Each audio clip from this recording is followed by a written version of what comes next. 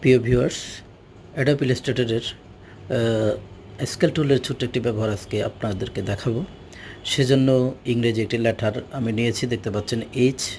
এটিকে আমরা সর্বপ্রথম টাইপ টুল থেকে ক্রিয়েট আউটলাইন শিফট কন্ট্রোল ও দিলে হয়ে যাবে।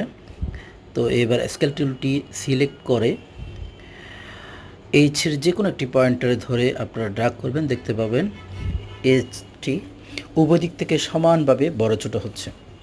পাশ থেকে করলে দুই পাশেই দেখতে পাবেন বড় ছোটো হচ্ছে, এবং উপরে নিচে করলে দেখবেন উপরের নিচ থেকে সমানভাবে সমান্তরালভাবেই বড় ছোটো হচ্ছে।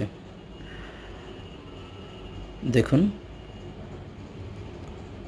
আপনাদেরকে আরও একবার দেখানো হচ্ছে উপরে থেকে নিচে নিচে, এবং এখন পাশ থেকে দেখানো হচ্ছে। যে কোনো একটা পয়েন্টটা ধরে আপনারা ড্র্যাগ করবেন মাউস, তারপর দেখতে পাবেন এইচটি সমান